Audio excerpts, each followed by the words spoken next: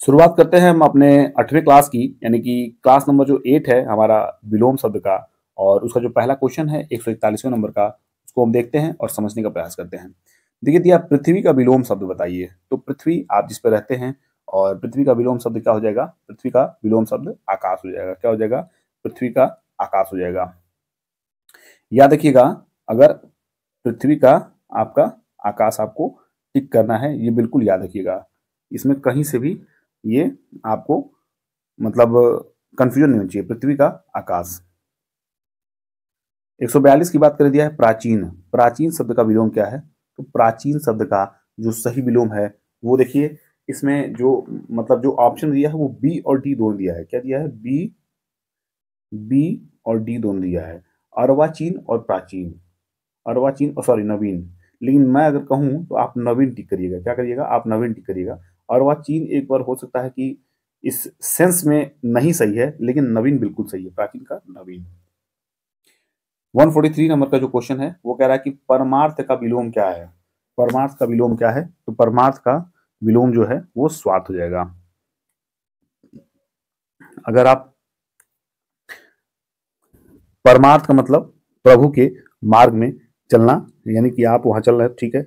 और आप अगर स्वार्थ है आपके पास, तो आप बिल्कुल आप उससे अलग हैं, आपके पास अलगाव है उन सब चीजों से। तो आप स्वार्थी हैं कहीं ना कहीं, और परमार्थ हैं तो इसका मतलब आपके पास हृदय युक्त आप व्यक्ति हैं, और आपके पास परमार्थ जरूर होना चाहिए। ये मेरा अपना मानना है।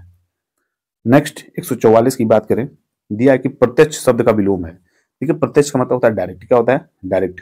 जो बात सीधी सीधी कही गई हो उसे प्रत्यक्ष कहते हैं, ये आप भी जानते हैं। और दूसरा होता है परोक्ष। परोक्ष किसी की बात को किसी और के द्वारा कही गई बात को परोक्ष कहते हैं। 145 नंबर बात करें पुष्ट। पुष्ट शब्द का विलोम। पुष्ट मतलब आप समझते हैं जो तंदुरुस्त हो वो कहीं ना कहीं पुष्ट है। क्या है? पुष्ट है। और वो क्षीण है तो कहीं ना कहीं मतलब वो दुबला है। अब बात करें 146 की पोषक। पोषक मतलब प्रोटीन युक्त। वो कहीं ना कहीं आपके शरीर के लिए अच्छी चीजें हैं। और शोषक मतलब कहीं ना कहीं वो आपके शरीर के लिए खराब चीज है, आपका शोषण करेंगी, इसलिए उसको शोषक कहते हैं। और अच्छी चीजों को पोषक कहते हैं। 147 नंबर की बात करें पृथक। पृथक का सही विलोम हो जाएगा। पृथक मतलब होता है अलग करना। क्या होगा? अलग करना। तो संयुक्त मतलब क्या करना? इकट्ठा करना, एक करना। 148 की बात करें, दिया कि बंधन। बंधन मतलब बांधना। क्या हो गया? बांधना। और मुक्ति मतलब अलग करना। क्या हो गया? मुक्ति मतलब अलग करना। देखिए सी और बी थोड़ा ऊपर नीचे हो गया, इसको आप लोग कर लीजिएगा सही। बाकी जो सी ऑप्शन मुक्ति है वो सही हो जाएगा। 149 की बात करें तो दिया कि बहिरंग। बहिरंग का विलोम शब्द है। तो बहिरंग मतलब बाह्य। ठीक है, समझिएगा। बहिरंग मतलब बाह्य, और अंतरंग मतलब अंदर का। क्या हो गया? अंतरंग मतलब अंदर का। ये देखिए आपका 150वां क्वेश्चन है भूगोल। भूगोल का विपरीतार्थक शब्द है। तो भूगोल आपको पता है कि जो जैसे यहाँ देखिए भूगोल का सबसे पहली बात हम विपरीत समझते हैं कि भूगोल का जो विपरीतार्थक शब्द है वो इन चारों ऑप्शन में से क्या हो जाएगा? तो आप जानते हैं खगोल। क्या होता है? खगोल। और भूगोल जो भू के बारे में समझे समझाए उसको भूगोल कहते हैं। और खगोल जो खगोल के बारे में बताए उसको खगोल कहते हैं। थोड़ा समझिएगा। देखिए भूगोल का खगोल होना ये क्लैरिटी नहीं है। एक बार समझिएगा कि भूगोल खगोल क्यों होता है। अगर आप इसको कमेंट करके बताएंगे तो मुझे अच्छा लगेगा कि आप भी थोड़ा मेरे साथ मेहनत कर रहे हैं। बाकी मैं तो बताने कुछ भी बता दूं, तो जरूर आपको बताइएगा। नेक्स्ट क्वेश्चन पे चलते हैं 151 नंबर पे। और इस क्वेश्चन पे मैं थोड़ा समय लूंगा आपका, कि मैं देख रहा हूँ कि जो भी लोग चैनल पे नए आ रहे हैं वो चैनल को वॉच तो कर रहे हैं, वीडियो देख रहे हैं, लेकिन चैनल को सब्सक्राइब नहीं कर रहे हैं। तो प्लीज आप सभी से मैं रिक्वेस्ट करता हूँ कि चैनल को आप सब्सक्राइब करिए। और क्योंकि 90% से ऊपर जो लोग बिना सब्सक्राइब वाले देख रहे हैं, तो ये अच्छी बात नहीं है। आप लोग मेरे मेहनत को अगर आप इसे सही परिणाम देना चाहते हैं तो आप चैनल को सब्सक्राइब कर लीजिए। और क्लास अगर अच्छा लगे तो प्लीज क्लास को लाइक करिएगा। बढ़ते हैं क्वेश्चन तरफ। 151 नंबर का मूर्त। मूर्त शब्द का विलोम है। मूर्त। मूर्त समझिए इस प्रकार से कि मूर्त जो जिसमें जान न हो उसे मूर्त कहते हैं। और अमूर्त जिसमें जान हो उसे हम अमूर्त कहते हैं। 152 नंबर का प्रश्न है कि मृषण क्या है? मृषण मतलब ये देखिए हरा भरा। क्या होता है? इसका मतलब होता है हरा भरा। हरा भरा यानी कि मृषण। और इसका जो सही उत्तर हो जाएगा यानी कि रुक्ष। रुक्ष मतलब रूखा। क्या हो जाएगा? रूखा। 153 की बात करें, दिया है महान। देखिए महान, महान का मतलब होता है फेमस। क्या हो गया? फेमस। मतलब कि आप जानते हैं कि जो महान व्यक्ति होते हैं वो फेमस होते हैं। और महान का जो विपरीत हो जाएगा वो क्या हो जाएगा? महान का विपरीत हो जाएगा तुच्छ, यानी कि बेकार। क्या हो जाएगा? जो महान ना हो उसे तुच्छ कहेंगे। 154 की बात करें, दिया है कि महान का विलोम क्या हो जाएगा? तो महान का जो विलोम है, यहाँ देखिए महान का मतलब होता है महान व्यक्ति, जिसकी कोई कोई महानता हो। और इसका जो सही जो विपरीत हो जाएगा वो क्षुद्र हो जाएगा, यानी कि जिसकी महानता थोड़ी भी ना हो वो क्षुद्र व्यक्ति है। क्षुद्र व्यक्ति जिसकी महानता थोड़ी भी ना हो ये नहीं हो जाएगा, लेकिन ये समझिए कि क्षुद्र व्यक्ति का सेंस जो है वो महान के अपोजिट में है। महान व्यक्ति में कुछ ना कुछ महानता रही होगी और इसकी कहीं ना कहीं डिमेरिट रही होगी, जिसकी वजह से इसको क्षुद्र कहा जाएगा।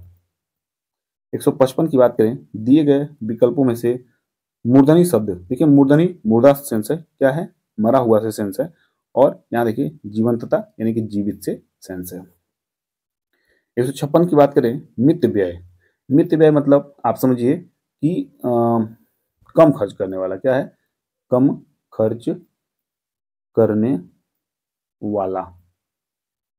और यहाँ पे आपका अपव्यय जो है वो अपोजिट हो जाएगा। और अपव्यय का मतलब बहुत ज्यादा खर्च करने वाला। क्या हो जाएगा? बहुत ज्यादा खर्च करने वाला। 157 नंबर प्रश्न पे देखते हैं, मूक। मूक मतलब शांत और वाचाल मतलब बोलने वाला। 158 नंबर प्रश्न है कि मौन। मौन मतलब जो बोले ना, नहीं, जो शांत रहे उसे मौन कहते हैं। और जो मूकता, मूकता किसको कहते हैं? आप कौन से क्वेश्चन पे हैं? सॉरी, 158 ना, 158। यहाँ मुखरता हो जाएगा। क्या हो जाएगा? यहाँ जो हो जाएगा, यहाँ मुखरता हो जाएगा। क्या देखिएगा? मुखरता। क्या है? मुखरता। तो जो मौन का हो जाएगा वो मुखरता, यानी कि जो मौन है वो बिल्कुल शांत है, वो बोलेगा नहीं। लेकिन जो मुखरता है वो होता है नहीं कि हर समय बोलते वाला, तो उसको मुखरता कहते हैं। यहाँ 159 नंबर प्रश्न है, क्या कह रहा है? यहाँ 159 नंबर प्रश्न कह रहा है कि मधुर का विलोम आपसे पूछ रहा है। तो मधुर का जो विलोम हो जाएगा वो हो जाएगा, देखिए इसमें बी और डी दोनों दिया गया है। क्या दिया गया है? ये भी आपका दिया है और ये दिया है। तीक्ष्ण और कटु, बिल्कुल ये तीक्ष्ण भी सही हो जाएगा और कटु भी सही हो जाएगा, लेकिन आम्र नहीं सही होगा और छठ नहीं सही होगा। मधुर मतलब होता है कि मतलब समझिए प्यारा, रस भरा। और तीक्ष्ण मतलब समझिए कि मतलब बहुत ही तीखा उसका बोली है, बहुत ही तीखा व्यवहार है। और कटु मतलब उसके शब्द जो हैं वो कट्टर समझिए शब्द हैं, यानी कि एकदम कटु वचन है, तो उसको कटु बोलेंगे। और इस क्लास का लास्ट क्वेश्चन है 160 नंबर, क्या कह रहा है? महात्मा। महात्मा का विलोम आपसे पूछा है। जो महान महान आत्मा है उसे महात्मा बोलेंगे, और जो दुरात्मा है यानी जो बेकार आत्मा है उसको दुरात्मा बोलेंगे। तो इस तरह ये क्लास और ये क्वेश्चन ये समाप्त होता है। मुझे उम्मीद है कि आपको ये क्लास अच्छी लगी होगी। तो क्लास अच्छी लगी तो प्लीज़ क्लास को लाइक करिए और अपने सभी साथियों क्लास को शेयर करिए। और शुभकामनाएं आपके साथ हैं, पढ़ते रहिए, मस्त रहिए, स्वस्थ रहिए। मिलते हैं अगले क्लास में एक नए उमंग, एक नए जोश के साथ। Bye bye, take care.